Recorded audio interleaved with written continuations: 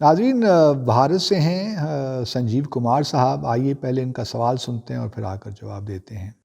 میرا ایمبیسڈر عبد الباشد جی سے سوال ہے. میں آپ کے پروگرام ریگولر دیکھتا ہوں، شاید یوٹیوب پہ میں فرسٹ ویور رہتا ہوں جو آپ کا پروگرام دیکھتا ہوں. میں اکثر ڈسکشن میں سنتا ہوں سقوط ڈھابا یا فال آف ڈھاکہ. تو یہ کیا ڈھاکہ آپ لوگوں نے لوز کر دیا یا جیت رکھا تھا جو آپ کے یہاں سے چلا گیا؟ جیسے آپ لوگ کہتے ہیں کہ پاکستان نے ہندوستان کو تسلیم نہیں کیا، تو آپ نے بھی اتنے 50 سال ہو گئے، آپ نے بھی ابھی تک بنگلہ دیش کو تسلیم نہیں کیا. ہمیشہ آپ کے ڈسکشن میں ہی آتا ہے کہ فال آف ڈھاکہ، ہم نے ڈھاکہ مس کر دیا، جنرل ایوب کی غلطی تھی، بھٹو صاحب کی غلطی تھی. تو وہی یہاں پہ بھی ہے، جو پاکستان چلا گیا تو یہاں بھی لوگ ابھی تک اس کا رنج بناتے ہیں. تو دونوں جگہ ایک جیسے لوگ ہیں، تو اس کے بارے میں تھوڑا سا جواب دیجیے. سنجیو صاحب بالکل ٹھیک فرما رہے ہیں. ہم ہر وقت سقوط ڈھاکہ ڈھاکہ ڈھاکہ کی بات کرتے رہتے ہیں، اور لگتا کچھ یوں ہی ہے کہ بھی ہم نے، جس طرح آپ بالکل فرما رہے ہیں کہ ہم تسلیم نہیں کیا. ایسی کوئی بات نہیں ہے. میرا خیال میں ہم نے تسلیم کر بھی لیا ہے. اب تو یہ 50 سال ہونے کو آ گئے ہیں، اور پاکستان میں اب جو 2 نسلیں نئی آئی ہیں ان کو تو پتہ ہی نہیں ہے کہ ایسٹ پاکستان یا بنگلہ دیش بھی کبھی ایسٹ پاکستان ہوا کرتا تھا. تو وہ بات نہیں ہے. سقوط ڈھاکہ شاید ہم اس کو یاد اس لیے کرتے ہیں کہ ہم یہ چاہتے ہیں کہ جو ہم سے قومی جو ہم سے غلطیاں ہوئیں ہم ان کو دہرانا نہیں چاہتے. اور جو قومیں اپنے ماضی کو یاد نہیں رکھتی ان کا مستقبل خطرے میں پڑ جاتا ہے.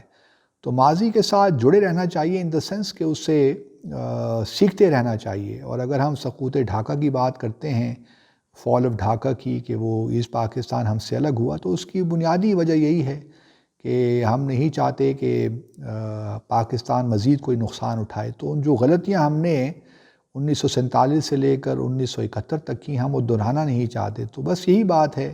اور ایک طریقہ ہوتا ہے، تمام قومیں یہ کرتی ہیں. جہاں تک بھارت نے پاکستان کو تسلیم نہیں کیا، یہ ایک الگ معاملہ ہے، کیونکہ میں یہ نہیں کہتا کہ تمام بھارت کے لوگوں نے نہیں کیا. کچھ ایسے خاص لوگ یا خاص ایسی تنظیمیں ہیں جنہوں نے ابھی تک پاکستان کے وجود کو تسلیم نہیں کیا، اور اس کا آپ کو بھی علم ہوگا.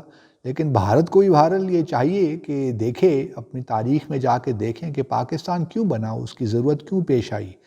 اگر انہی غلطیوں کو بھارت نے بھی دہرایا تو پھر اور بھی چیزیں ہو سکتی ہیں.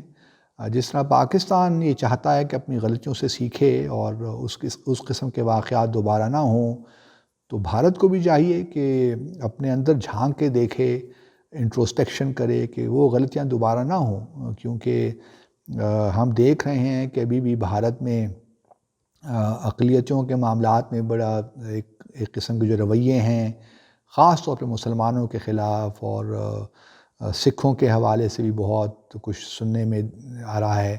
تو یہ ایک طریقہ ہوتا ہے. ساری قومیں جو ہیں اس قسم کے واقعات کو ہر سال یاد کرتی ہیں، اور اس میں کوئی برائی نہیں ہے. میرے خیال میں سبھی لوگ کرتے ہیں. بٹ اس کا مطلب ہرگز یہ نہیں ہے کہ ہم نے بنگلہ دیش کو تسلیم نہیں کیا، بلکہ بنگلہ دیش کے ساتھ اب ہم کوشش کر رہے ہیں کہ ہمارے تعلقات اچھے ہوں. ہم دونوں OIC کے ممبر بھی ہیں، اور جو پہلی OIC سمٹ پاکستان میں ہوئی تھی 1974 میں، اس میں اس وقت کے جو صدر تھے، وزیر اعظم تھے، جو فاؤنڈنگ فادر تھے یوں کہہ لیجئے بنگلہ دیش کے، شیخ مجیب الرحمن، وہ بھی تشریف لائے تھے، انہوں نے بھی شرکت کی تھی. اب کچھ معاملات امید ہے کہ آگے چلیں گے. ہمارے وزیر اعظم نے ریسنٹلی پرائم منسٹر حسینہ واجد صاحبہ سے بات بھی کی ہے ٹیلی فون پہ.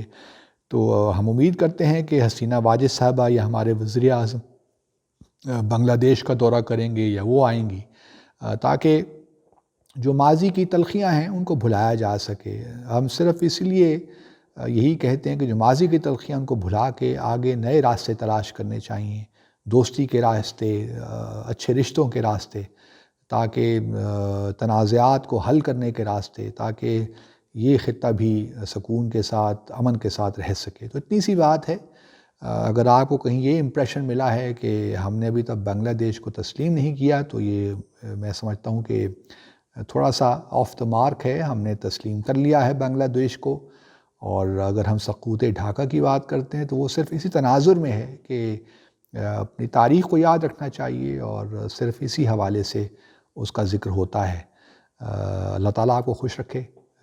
اللہ حافظ۔